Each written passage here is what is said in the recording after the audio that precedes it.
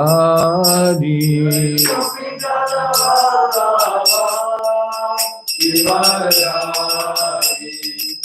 Yasodanandana Brajajannaranjana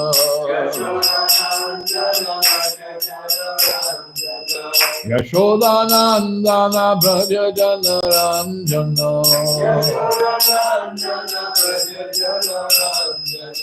Yamunatira Vanachari Yamunatira Vanachari Viradhamarhava Kunjabihari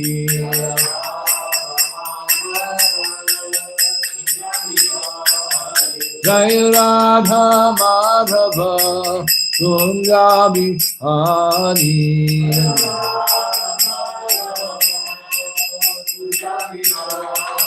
Jai Radha Madhava Kunjabihari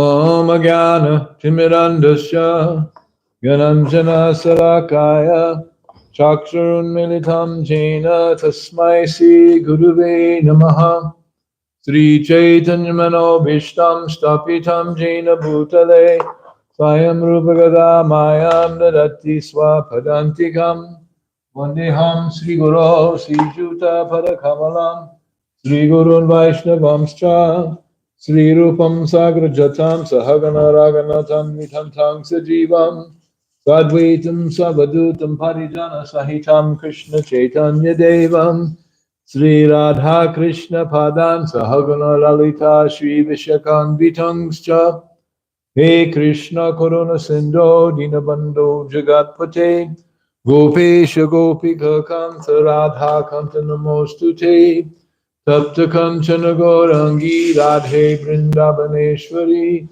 Vrishabhano Sute Devi Pranamami Hari Priye Panchakopachubhascha Kripasindhu Bevacha Patitanam Bhavanebhyo Vaishnavebhyo Namo Namaha Jaya Sri Krishna Chaitanya Prabhu Nityananda Sri Advaita Gadadhar Srivasadi Gaura Bhakta Vrinda Hare Krishna Krishna Krishna Hare Hare Hare Rama Rama Rama Hare Hare Om Namo Bhagavate Vasudevaya Om Namo Bhagavate Vasudevaya Om Namo Bhagavate Vasudevaya Om Namo Bhagavate Vasudevaya Narayanam Namaskritya Naram Chaiva Narotamam Devim Saraswatim Vyasam Tato Jayamudidayet Nasta Presho Vedresho Nityam Bhagavata Shevaya Bhagavarityama Shloke Bhakti Bhavati Naishtaki And Hare Krishna. Today is Thursday, February 1st, 2024. Already 1/12 of the year has expired. Time flies when you're having fun. It slows down when you're suffering.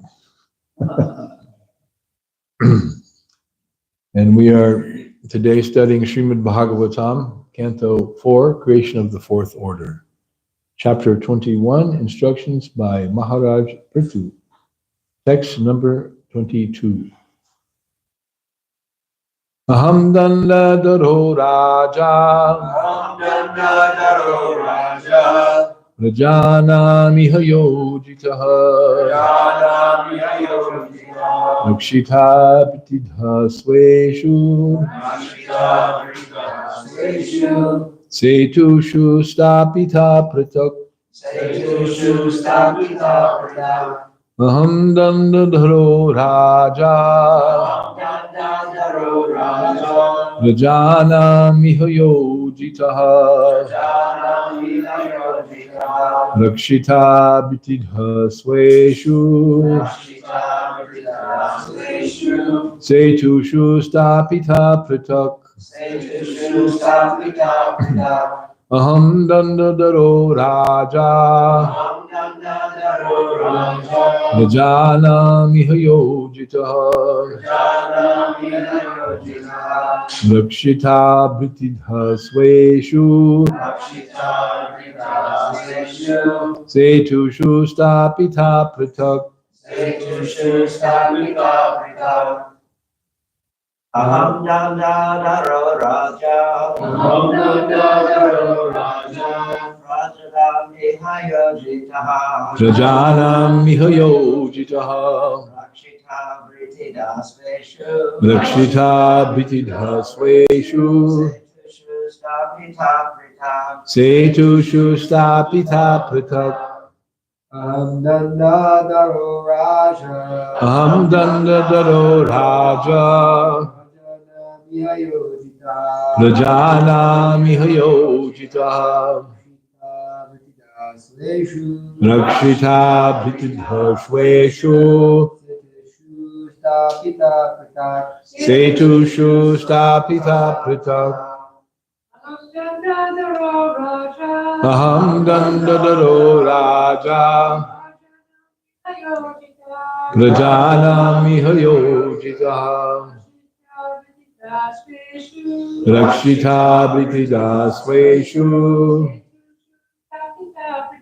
Setushu stapita pratak Aham dandadaro raja Rajanamiha yojitaha Rakshita bhritidha sweshu Setushu stapita pratak. The synonyms, please repeat. Aham, I. Dandadaraha, carrier of the scepter. Raja, king. Rajanam, of the citizens. Iha, in this world. Yojitaha, engaged. Rakshita, protector. Bhritidaha, employer. Sweshu, in their own. Setushu, respective social orders. Stapita, established. Pratak, differently. Translation. King Prithu continued, by the grace of the Supreme Lord, I have been appointed the king of this planet, and I carry the scepter to rule the citizens, protect them from all danger, and give them employment according to their respective positions in the social order established by Vedic injunction. Please repeat.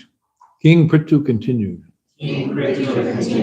By the grace of the Supreme Lord, I have been appointed the king of this planet,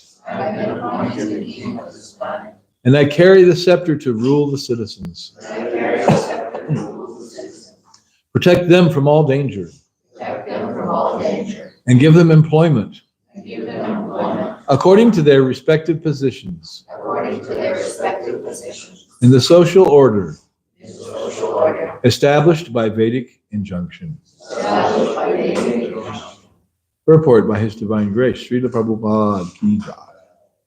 A king is supposed to be appointed by the Supreme Personality of Godhead to look after the interests of his particular planet. On every planet there is a predominating person, just as we now see that in every country there is a president. If one is president or king, it should be understood that this opportunity has been given to him by the Supreme Lord. According to the Vedic system, the king is considered a representative of Godhead and is offered respects by the citizens as God in the human form of life. Actually, according to the Vedic information, the Supreme Lord maintains all living entities, and especially human beings, to elevate them to the highest perfection. After many, many births in lower species, when a living entity evolves to the human form of life, and in particular to the civilized human form of life, his society must be divided into 4 gradations, as ordered by the Supreme Personality of Godhead in Bhagavad Gita, Chatur Varnyam Maya Shrishtam, etc. The 4 social orders, the Brahmanas, the Kshatriyas, the Vaishyas, and Shudras, are natural divisions of human society. And as declared by Prithu Maharaj, every man in his respective social order must have proper employment for his livelihood. It is the duty of the king or the government to ensure that the people observe the social order and that they are also employed in their respective occupational duties. In modern times, since the protection of the government or the king has been withdrawn, social order has practically collapsed. No one knows who is a Brahman, who is a Kshatriya, who is a Vaishya, or who is a Shudra, and people claim to belong to a particular social order by birthright only. It is the duty of the government to reestablish social order in terms of occupational duties and the modes of material nature, for that will make the entire world population actually civilized.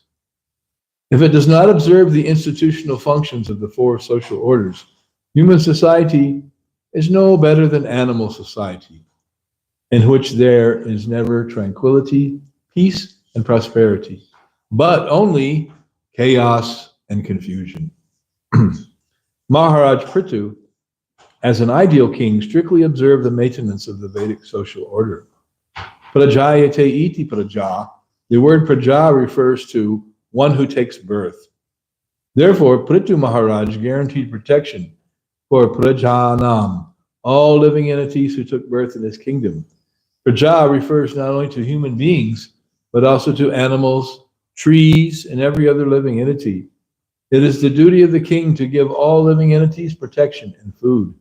The fools and rascals of modern society have no knowledge of the extent of the responsibility of the government. Animals are also citizens of the land in which they happen to be born, and they also have the right to continue their existence at the cost of the Supreme Lord.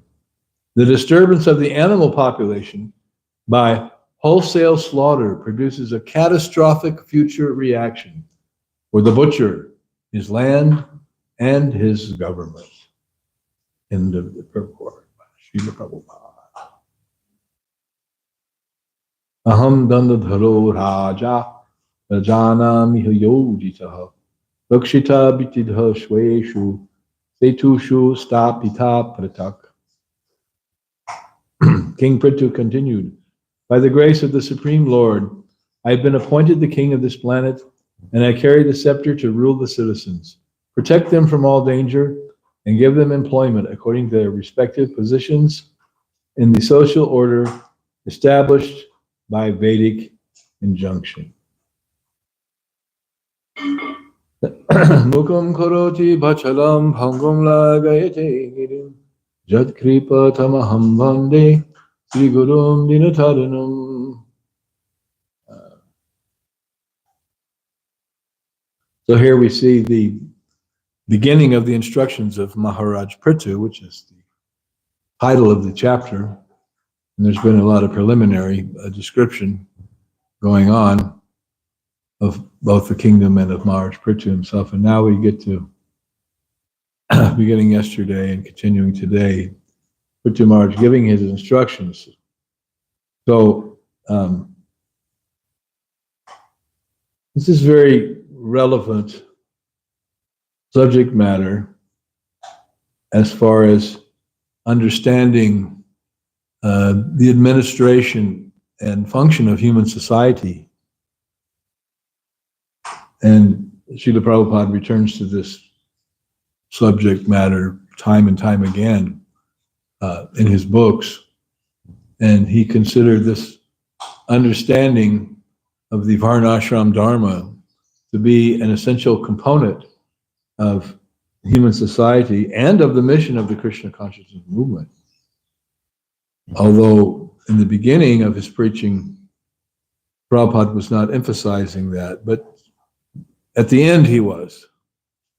And he, in 1977, he was in Vrindavan and his health was just practically gone. And he had stopped eating and he was just like practically circulating the life airs within the bones of his body. And he weighed very little and had no strength. But he wanted to come to America again. He'd left America in 1976, never to return. But he wanted to come to Gitanagari in Pennsylvania, Port Royal, Pennsylvania. He called that the New York farm, because it was like an expansion or extension of the Temple, New York City. And there, sit down and demonstrate and teach and establish Varnashram Dharma at Gitanagari. That was his desire. And we'd heard about this, that Prabhupada wanted to do that in 1977. And myself and some of my friends, we wanted to drive up to Gitanagari and see Srila Prabhupada.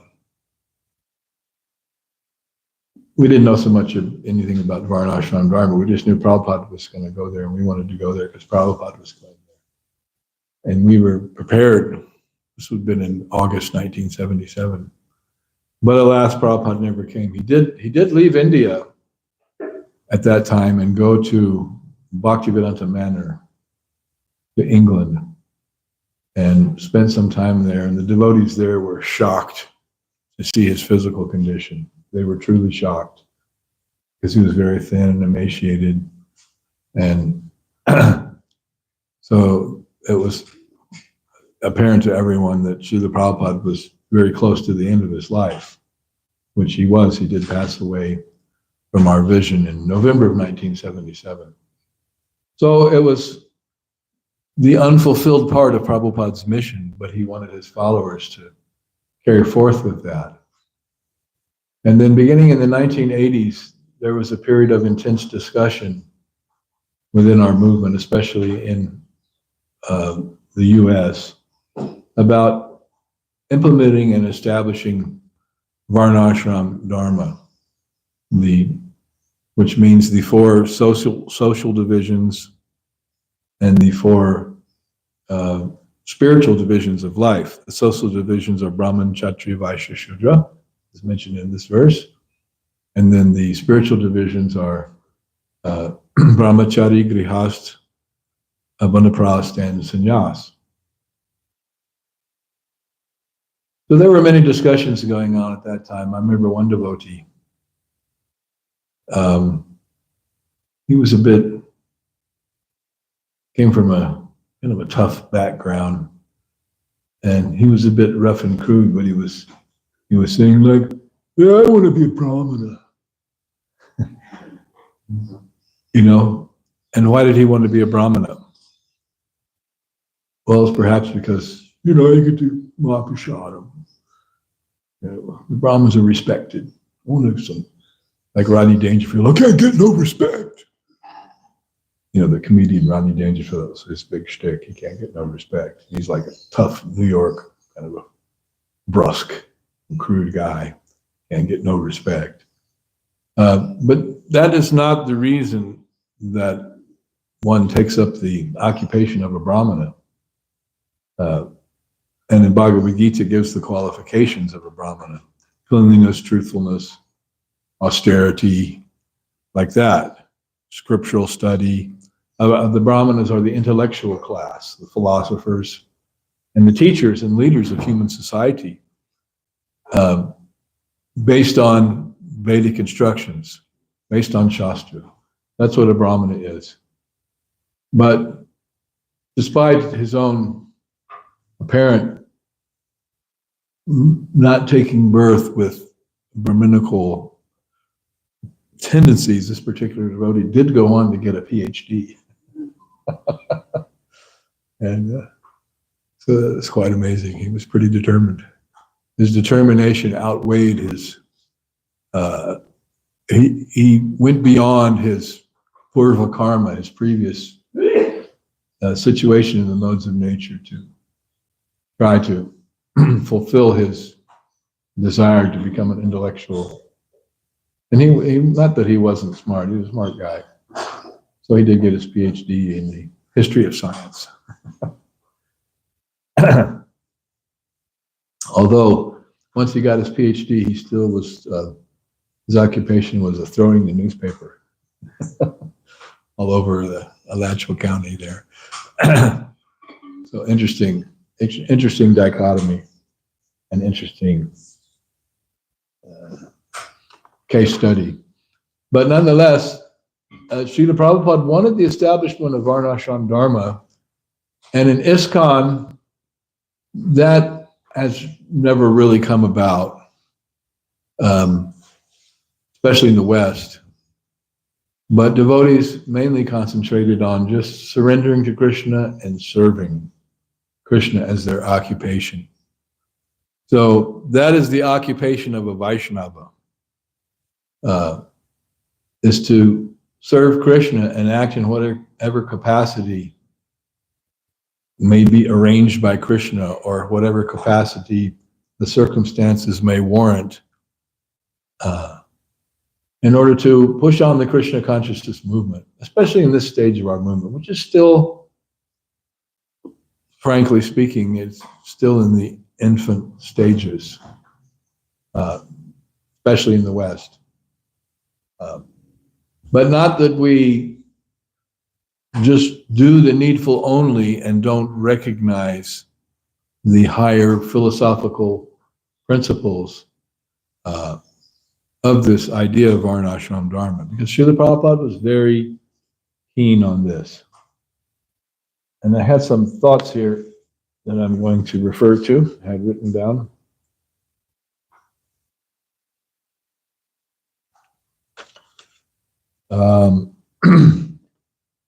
Of course, there was a verse quoted yesterday from the Puranas about how the Supreme Lord, He is the one supreme eternal amongst all the other subordinate eternals. That is, there is God, and then there are the living entities.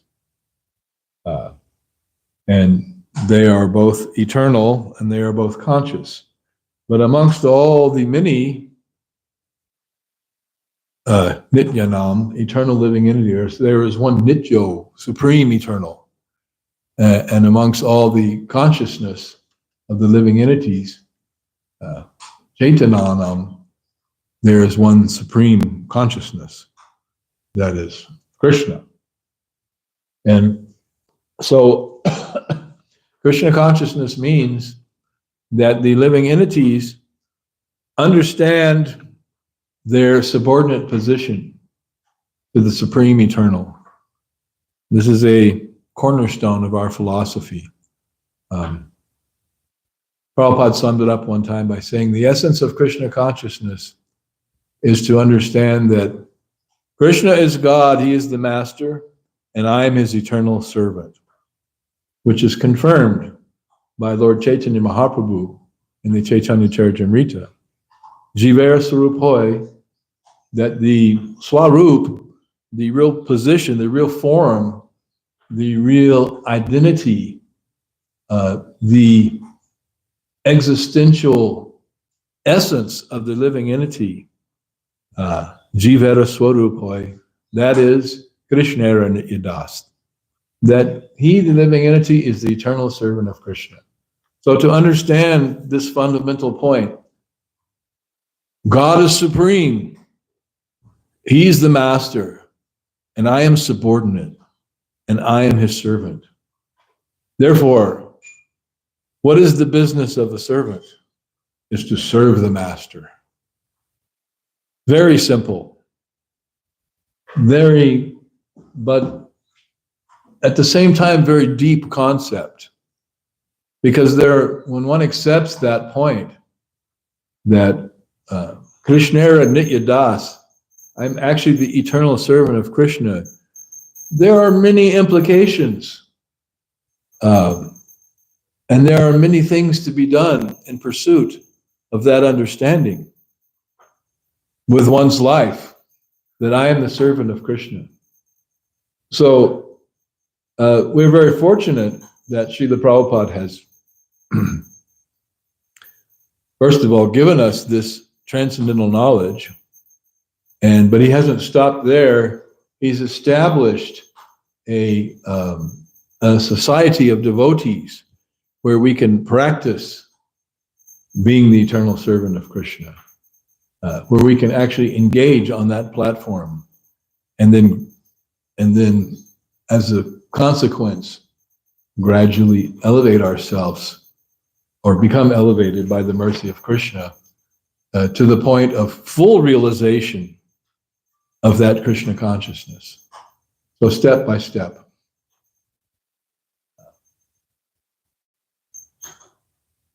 Nehabhakramaнастоsti pratyavayo navidyate swapamapyasya dharmasya trayate mahato bhayat. And even a little bit of advancement in Krishna consciousness, that protects one from falling back in the evolutionary cycle, which is the evolution of the living entity through various species up to the human platform, and then elevation out of the evolutionary cycle to the spiritual platform, the eternal platform, where life is good. On the spiritual platform, life is good. Life is really good. It's not affected by the conditions of this world to which we are subject, in which we woefully lament that the difficult conditions of being under the shelter of the material energy is that one is always being kicked around by the material energy in various ways and suffers. And that is a consequence of our forgetfulness of Krishna. We have forgotten Krishna. When Prabhupada came to England, and they said, "Swami, why have you come to England?" The newspaper reporters were interviewing him. He said, "I have come to teach you what you have forgotten." Well, what is that? You have forgotten God. So modern civilization is, in no uncertain terms, let's face it, folks, a godless civilization. And so most of us have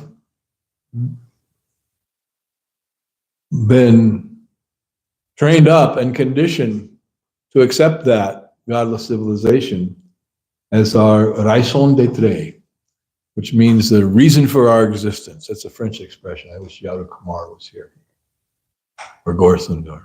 Our raison d'etre. What is the reason you exist? Why are you alive? Well, when we are conditioned souls, then we think the business of life is to get money and enjoy sense gratification. Now, the Vedic concept prescribes 4 divisions of the human endeavor. That is Artha, Dharma, Kama, and Moksha. So Artha means economic development. So what do they say? Cash is king, right? Money is the honey. Even Prabhupada says that for the materialist, that money is sweeter than honey. You know, we all know honey is very sweet, but the taste of acquiring money and having it to utilize for sense gratification, that is much sweeter than honey. There was a song in the 60s, "A taste of honey tastes much sweeter than wine." Herb Alpert and the Tijuana Brass. So everyone is simply concerned with, I want to get that money, and then when I have that money, then I can enjoy.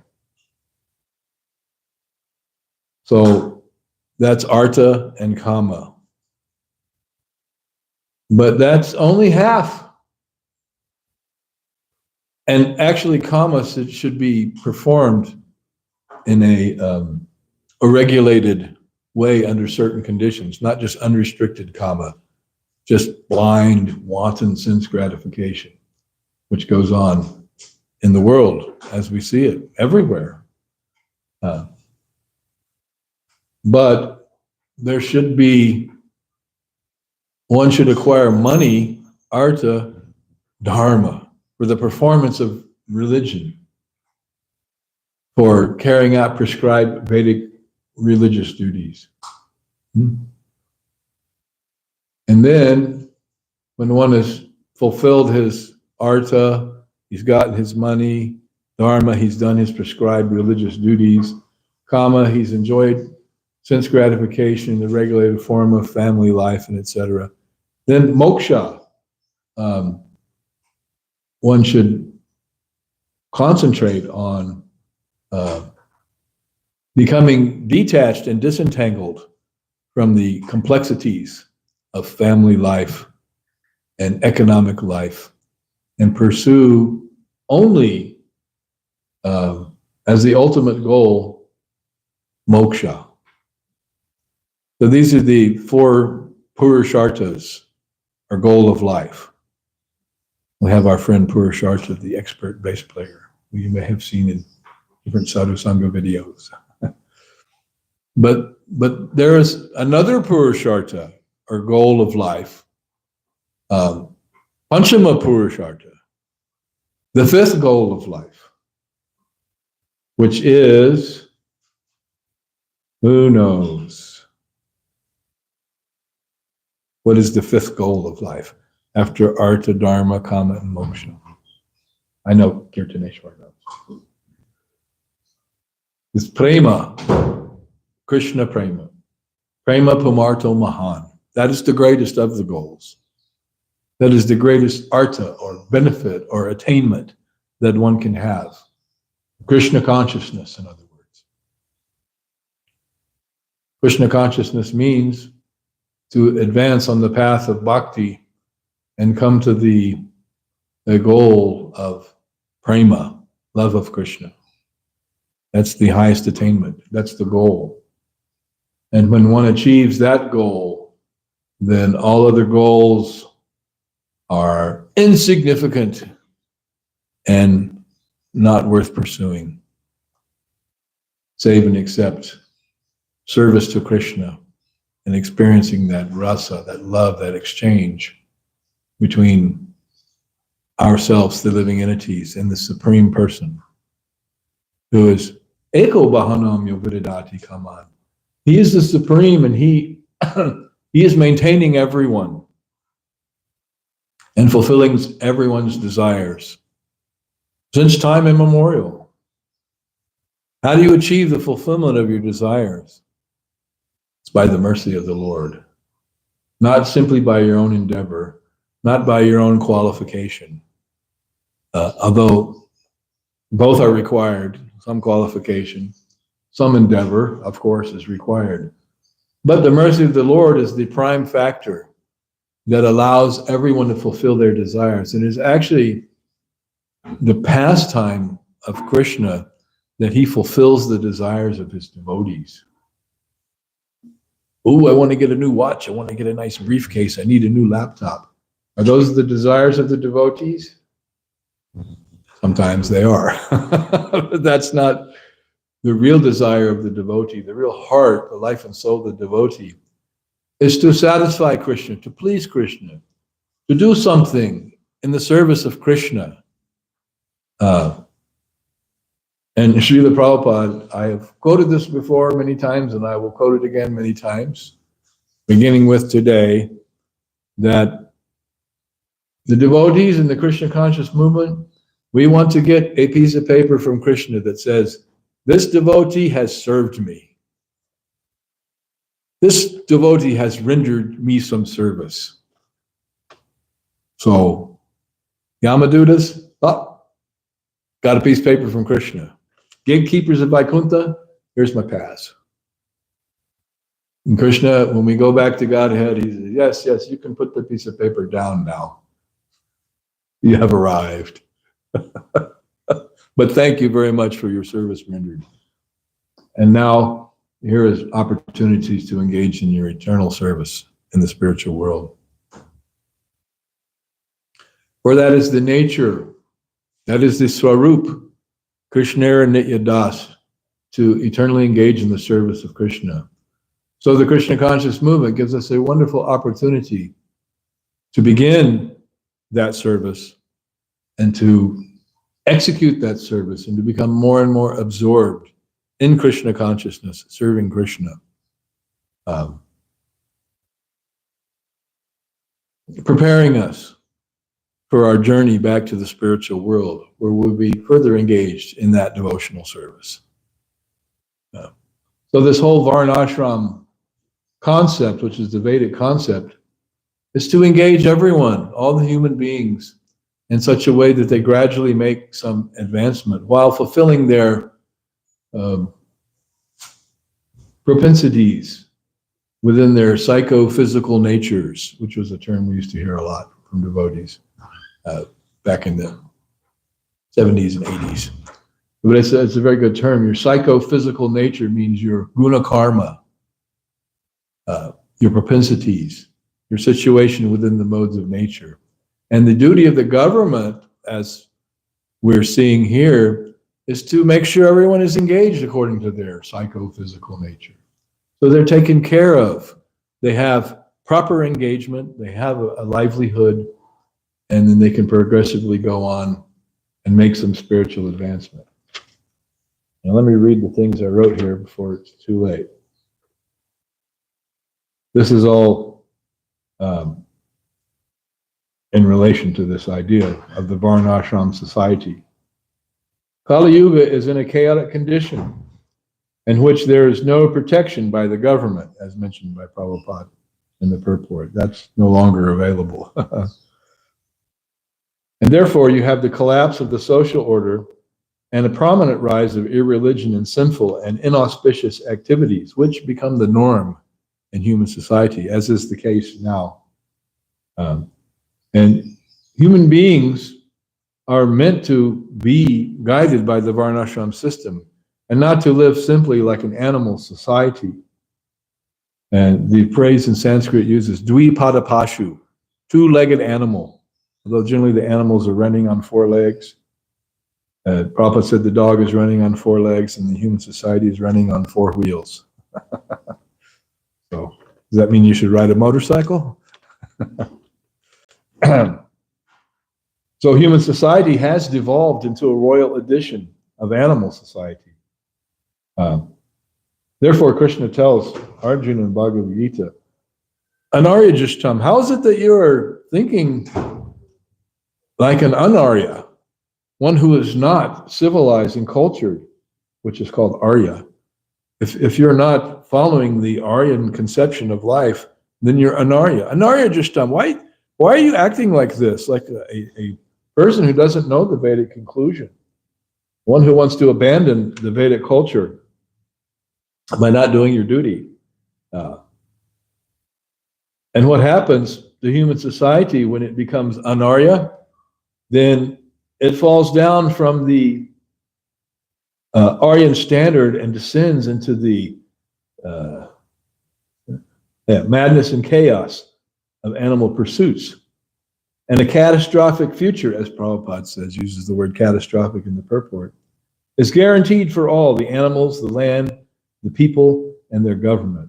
This means the atmosphere, the planet, the land, the rivers, the oceans, everything gets completely disturbed and improperly situated in an inauspicious condition because of the lack of proper guidance by a government, a human government.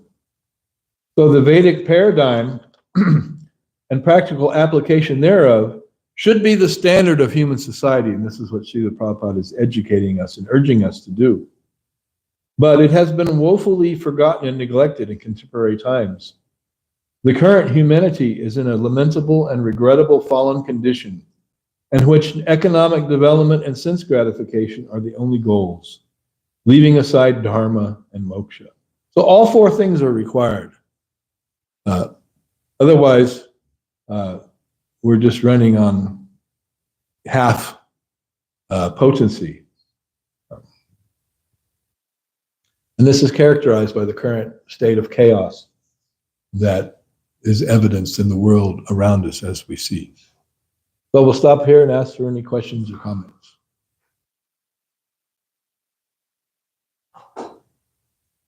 Thank you for a nice class. You mentioned the goal of life, prema bhakti, and I was remembering the conversation between Lord Chaitanya and Ramananda Roy, and how Ramananda Roy began speaking of Varnashram, and then Lord Chaitanya gradually rose him to that prema bhakti. I was wondering, like Srila Prabhupada, it seems like so much of the time there's an emphasis on this going back home, back to Godhead, back home to the spiritual world, and so sometimes people can think of that as a liberation rather than, praying, but it's pretty inspiring to want to go back to Godhead. So I was wondering if you can just speak on that a little bit, like, is there some difference there, or Between moksha and between, Prabhupada saying going back home, back to Godhead, and then, throughout the, Gaudiya literatures, our goal is prema bhakti, whether I'm liberated or not, if I have the love of God, that's the goal. So well, if you have the love of God, liberation is insignificant. That's Bilvamangala Thakur, mukti, mukti seva swayam. That liberation stands with folded hands, waiting by the door of the devotee. Let me serve you. So there's different types of liberation. There's impersonal liberation, also, which the Buddhists and the Mayavadis seem to be very much interested in, type of impersonal liberation. But when one engages in Krishna consciousness, and eventually comes sooner or later, if you stay on the path of Krishna consciousness, you will come to the platform of prema, then that goal, that's Panchama Purushartha. That's the fifth goal. That's beyond liberation. So liberation is no longer a consideration for a devotee. He just wants to serve Krishna in love. And Lord Chaitanya says, Janma Janmanishvare Bhavatatma Pirahiti. He's saying, birth after birth. He's not even saying, oh, liberation. No, he's saying, oh, birth after birth. Let me just become a dust of Adam at your lotus feet. The implications there, he doesn't care about liberation, whatever the situation is. Let me just be your servant. But when one achieves that platform of prema, then one is beyond liberation. And one does go back home, back to Godhead. it just seems Srila Prabhupada really focuses on that, like this is not your home, you want eternality. He's really focusing on that point of, this is not our home, we should want to leave here. It's a good preaching strategy because after all, we are strangers in a strange land. So it's just a preaching strategy. We're the fish out of water, as it were. And it is an excellent preaching strategy because it hits right home to the heart. It's like, yeah, I ain't making it here in the material world. It's just no good, and I'm frustrated. I trying to enjoy and I can't, and this is not getting me where I want to be, because where the soul wants to be is under the shelter of the lotus feet of Krishna. That's where the soul wants to be, and so no amount of attainment on the material platform will ever satisfy us. So it is an excellent preaching strategy because it's the truth and it hits right home to everybody. Even someone who's very covered, it hits home that my life is crap, and I'm not digging it. I want a life where I can really experience and taste spiritual happiness. And when that is explained and offered, then it's like, yeah, right away, it's of course, that explains it. That explains my situation. All right, any other question, briefly? Yes. I kind of do, probably really juvenile. You know, we were talking at the beginning, your 4 levels of, like Brahman is the top, and then you go all the way down to the Sutra. So what are the 4 levels? And then my question when we were talking about that was, is there a point, I mean, in American civilization, it seems like everybody tries to be a little of everything.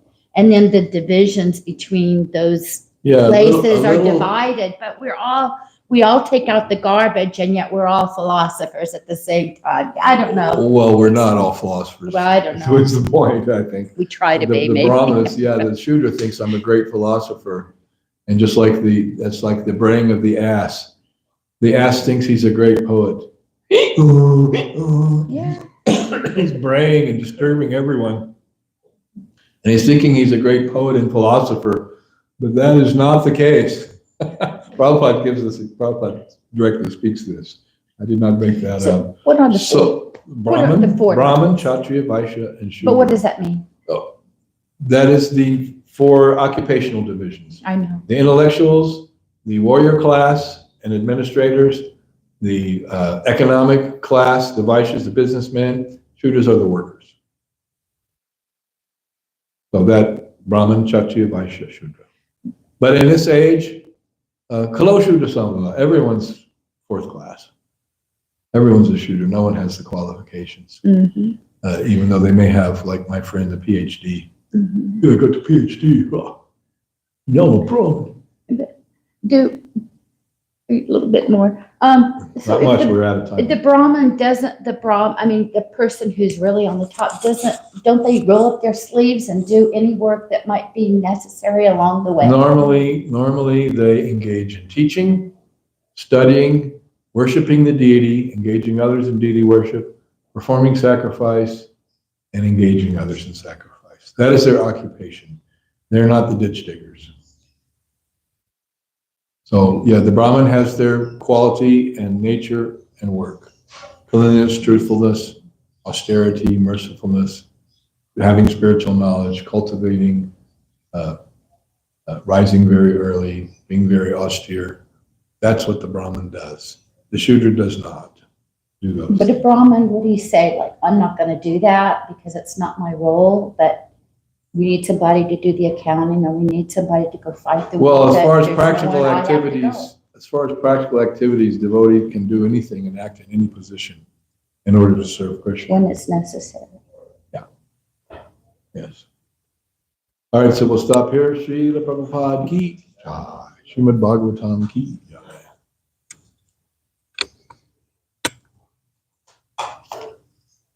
And we all get Diksha, but not some of you